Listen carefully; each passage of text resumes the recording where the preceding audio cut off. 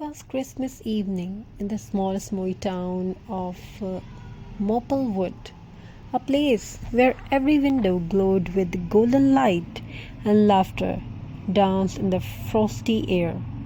But at the very edge of town, past the cheerful homes and twinkling trees, stood a tiny wooden house with a single flickering lantern in the window.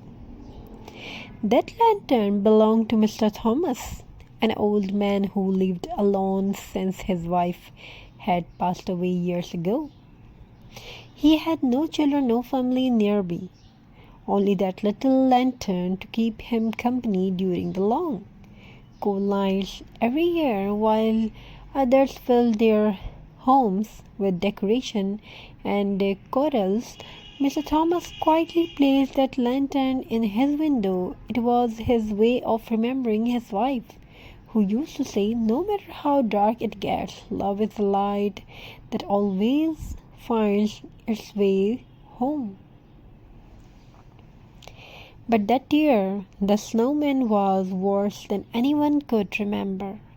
Roads were buried, lights flickered, and the joyful chatter of town slowly faded into the hall of the wind. Still, the little lantern in Mr. Thomas' window glowed bravely through the storm. Across town, a young boy named Ali was hurrying home with a bag of groceries. He was only 12, but ever since his father lost his job, Ali had stood helping out, delivering papers, running errands, anything to make Christmas a bit brighter for his family. But that night the storm hit harder than he expected. The snow built up to his knees as soon. Ali could not see the road. The wind whipped his face and the groceries slipped from his frozen hands.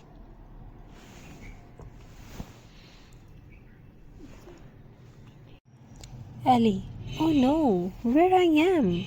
I can't even see the street anymore. He looked around, heart pounding. The world was just white, endless swirling white. Then through the blizzard a faint light appeared in the distance, a warm flickering light. Ali squinted. It was not a street lamp, it was a lantern with trembling legs. Trembling legs. He followed it. Scene 2. A few minutes later, Ali stumbled into a porch and knocked weakly on the door. It creaked open, and there stood Mr. Thomas, surprised but calm, holding the same lantern that had guided Ali through the storm. "Mr. Thomas, good heavens, child, come in before you freeze it to death."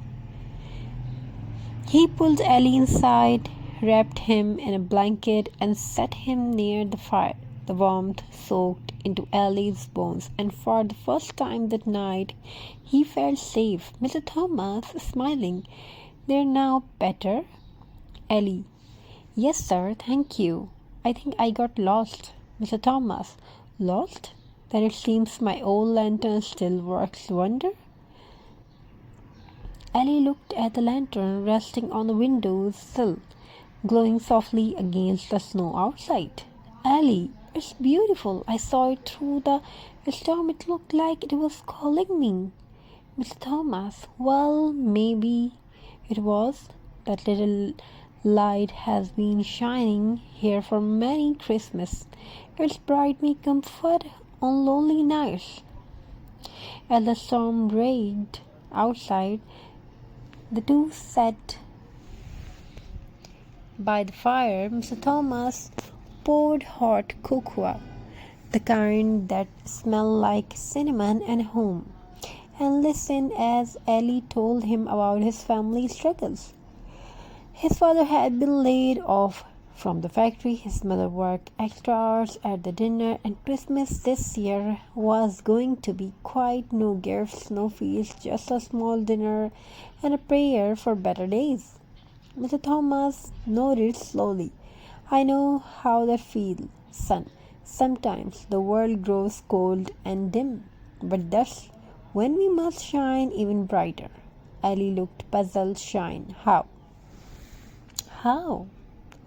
Mr. Thomas says, by doing what Christmas is really about, giving light to others, a kind word, a small help, a share meal. You see, the lantern in that window does not just burn for me, it burns for everyone who is lost in the dark. Narrator. Alice listened quietly, the warmth of the fire, the glow of the lantern. Everything felt peaceful, almost magical. It was as if in that little house the tree spirit of Christmas lived and breathed. By morning the storm had passed, the roads were clear again, and the world outside sparkled like a field of diamonds. Mr. Thomas handed Ellie a small wooden box tied with a red ribbon. Who is this? A little Christmas gift. You don't open it now. Take it home and remember the lantern. Ellie thanked him and set off toward home. When he finally reached his house, his mother cried with relief, and his father hugged him tightly. Then Ellie placed the box on the table and carefully untied the ribbon. Inside was a small lantern no bigger than his hand, with a note that said, let your light shine even when the world feels dark. That night Ellie lit the tiny lantern and placed it by the window. Its soft golden glow filled the room, and something amazing happened. His father, sitting silently for weeks, suddenly spoke. You know, maybe tomorrow I will go talk to Mr. Harris again. He mentioned some part-time work at the shop. His mother smiled for the first time in days. That's wonderful. And Ellie, this little light, it makes the house feel alive again. Ellie grinned. Deep down, understood what Mr. Thomas meant, that one small act of kindness could change everything.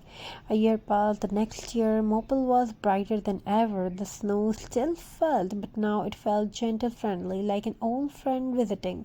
Ellie, now 13, walked toward age and town with a basket of cookies and big smile. He was going to visit Mr. Thomas, that was whose lantern had changed his life. But when he reached the little wooden house, it was quiet. The door was locked and the window lantern was gone.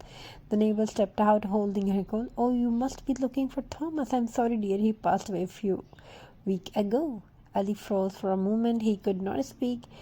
Then, heavy heart, he looked toward the empty window and imagined the lantern glowing there once more. That night, Ali walked back home through the falling snow. He reached his house and his small lantern again, the one Mr. Thomas had given him.